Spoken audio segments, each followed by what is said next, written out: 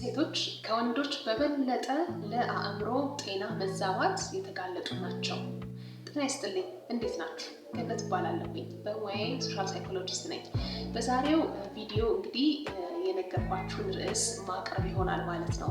ይህን ጉዳይ አስመልክቶ ብዙ ጊዜ በትምህርት ቤትም ስንማር የተለያዩ ጥናቶችም ይህንን ነገር ያቀርባሉ። በተለይ ሴቶች፣ እናቶች፣ ሴት ልጆች እንደ አጠቃላይ ለዚህ ከወንዶች በበለጠ ለአእምሮ ጤና መዛባት ተጋላጭነት እንዳላቸው የሚያሳዩ ነገሮች አሉ እና ይሄ ለምንድን ነው የሆነው የሚሉትን ነገሮች ስመለከት የተለያዩ ምክንያቶችን አግኝቻለሁኝ። ይሄም እንግዲህ ብዙ ጊዜ አላስተዋለው ይሆናል እንጂ ምክንያቶቹ የሚታዩ ናቸው።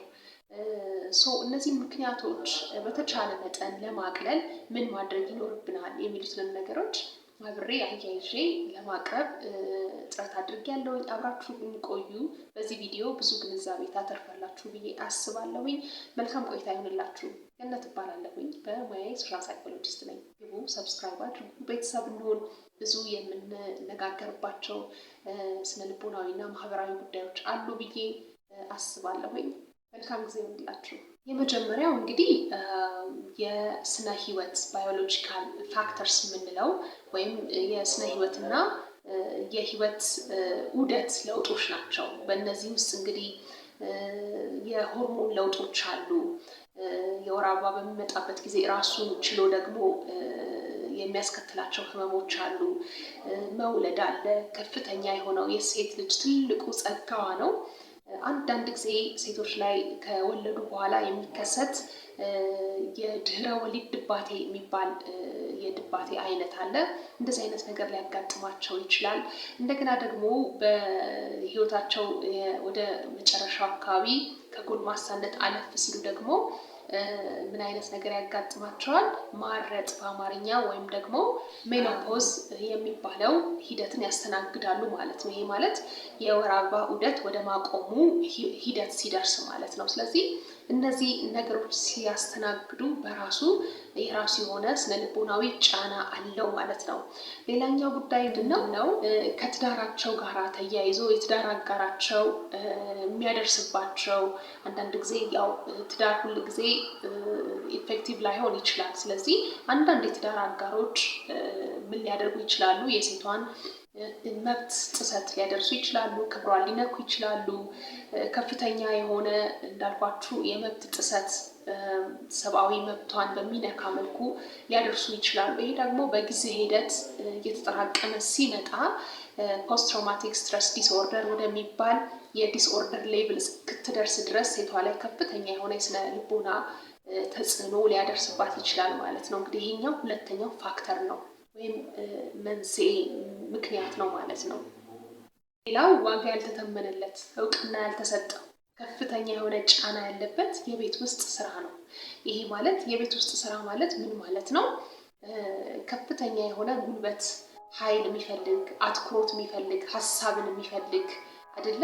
ብዙ ነገሮቻችንን የሚይዝ ጥንካሬን የሚፈልግ የቤት ውስጥ ከባድ የሆነ የስራ ጫና። ይሄ የስራ ጫና እንግዲህ በጊዜ ሂደት ምን ሊያመጣ ይችላል? ከባድ የሆነ የድካም ስሜት፣ አጠቃላይ የሆነ የአቅም ማጣት ሁኔታ ውስጥ ሊያስገባ ይችላል። ይሄ አንዱ ራሱ የቻለ ሊሆን ይችላል። እንደገና ሌላኛው ማህበረሰባዊና ባህላዊ ኤክስፔክቴሽኖች ወይም ግምቶች፣ ከሴቷ የሚጠበቁት ነገሮች፣ ቤቷ ውስጥ ከምታደርገው ኮንትሪቢዩሽን ወይም አስተዋጽኦ በተጨማሪ እንደገና ማህበረሰቡ እሷን ሆና ማየት የሚፈልገው ነገር አለ። ያንን ነገር ደግሞ ለመጠበቅ ጥረት ማድረግ ራሱን የቻለ። እዚህ ላይ ደግሞ እንዳልኳችሁ በተለይ ደግሞ እያደገ ባለው የዓለም ክልል የምትኖር ከሆነ የሴት የኑሮዋ ሁኔታ የአኗኗሯ ሁኔታ በራሱ እንደዚህ አይነት እንግዲህ የኃላፊነት ጫናዎች አሉ። እንደገና ደግሞ ኤክስፔሪየንስ የምናረጋቸው ሴት እንደመሆናችን መጠን ደግሞ ኤክስፔሪየንስ የምናረጋቸው ጫናዎች አሉ።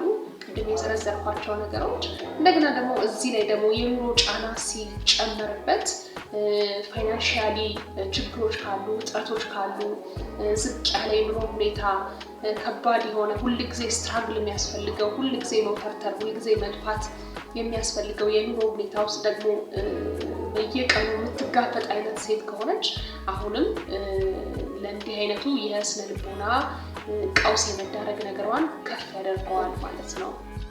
እንግዲህ ከበፊት ጀምሮ በትምህርት ቤትም ስንማር የተለያዩ የሚነበቡ ሪሰርቾችንም የተሰሩ ጥናቶችንም ስመለከት እንግዲህ ሴቶች ከወንዶች በበለጠ ለአእምሮ ችግር ተጋላጭ ናቸው የሚል ጥናት በሰፊው አለ እና ይህንን አስመልክቶ ለምንድን ነው ይሄ ሆነው፣ በምን ምክንያት ነው ይሄ ሆነው የሚለው ነገር ሁል ጊዜ አስበዋለሁ። ለምንድን ነው ይሄ ነገር የሚከሰተው? ምክንያቱም ያው ሴቶች በታዳጊው ዓለም ሲኖሩ በአደገውም ዓለም ሲኖሩ የራሱ የሆነ ሴትነት የራሱ የሆነ ኃላፊነት አለው፣ የራሱ የሆነ ጫና አለው፣ የራሱ የሆነ ጸጋ አለው፣ የራሱ የሆነ ብዙ መገለጫዎች አሉት አይደለ? ያው ሴት ልጅ ስትወለድ ጀምሮ እንግዲህ ከቤት ውስጥ ኃላፊነት፣ ከዛም አድጋ ተምራ ካገባችን በኋላ እንደገና የራሷ ቤት ኃላፊነት፣ ልጅ ማሳደግ፣ ልጅ መንከባከብ፣ ቤትን ቀጥ አድርጎ መያዝ፣ ብዙ ኃላፊነት አለባት። ይሄ እንግዲህ ጸጋ ነው፣ ኃላፊነት ነው፣ በደስታ የምትቀበለው ጥሩ የሆነ እንዴት ነው መባረክ ነው፣ ብለሲንግ ነው። ነገር ግን የስራ ጫናና የስራ ሁኔታ በጣም በበዛ ቁጥር ባልሆነ የኑሮ ሁኔታ ውስጥ መኖር ሲመጣ እንደገና የኃላፊነት መደራረብ፣ የኃላፊነት መብዛት፣ የሚያግዛትና አለው የሚላት ሰው ካጠገቧ ከሌለ፣ እንዲሁም ደግሞ የትዳር አጋሯ ይህንን ሸክም የሚያግዛት፣ የሚካፈላት፣ የሚሸከምላት ካልሆነ እንዴት ነው ይህንን የአእምሮ ችግር፣ የአእምሮ መዛባት አይነት ሁኔታ ውስጥ ልትገባ ትችላለች። እንግዲህ ጥናቶቹም የሚያመለክቱት ይህንን ነው እና በተቻለ መጠን እናቶችን፣ እህቶችን፣ ሴቶችን በአጠቃላይ የማገዝ ሁኔታ ቢኖረን በስራ ጫናቸው፣ በኃላፊነት ጫናቸው ባለባቸው ኤኒ ሸክም ሁሉ ማገዝ ብንችል እነሱ እንደ ጸጋ ነው የሚቆጥሩት ይሄን ነገር። ግን በበዛ ጊዜና በበዛ ሁኔታ በተራዘመ ጊዜ ደግሞ ራሱን የቻለ ኢፌክት ይኖረዋል በህይወታቸው ላይ፣ በአይምሯቸው ላይ እና ይሄንን ነገር ብናግዛቸው ተገቢ ነው ብዬ አስባለሁኝ። ኃላፊነት አለብንም ብዬ አስባለሁኝ።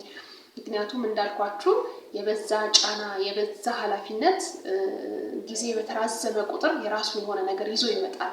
እንደገና ደግሞ ታዳጊ ዓለም ላይ ያሉ ሴቶች በተለይ ደግሞ ለዚህ አይነት ጫናና ለዚህ አይነት ተጽዕኖ በጣም የተዳረጉ ናቸው። ምክንያቱም ያደገው ዓለም በቴክኖሎጂም በሉት በግንዛቤም በብዙ ነገር ያደጉ ስለሆኑ የሴቷን ኃላፊነት፣ የሴቷን ጫና በተወሰነ መልኩ የመጋራት ነገር አለ። ቤት ውስጥም ቴክኖሎጂም አለ፣ ብዙ ነገር አለ። ነገር ግን ያደገ ያለ ዓለም ላይ እንደምንኖር ሴቶች ደግሞ ከባድ የሆነ ኃላፊነት፣ ከባድ የሆነ ጫና ይኖራል እና ያንን ኃላፊነት እንዳልኳችሁ ቅድም ሴቷ በሴትነቷ፣ በእናትነቷ፣ በሚስትነቷ በተለያየ አንግል በምትጫወተው ሮል በጸጋ ተቀብለው ተደስታ የምትይዘው ኃላፊነት ነው። ነገር ግን ደግሞ እርዳታ ያስፈልጋታል፣ መታገዝ ያስፈልጋታል፣ ሸክሟን የሚያቀልላት ነገር ደግሞ ያስፈልጋታል።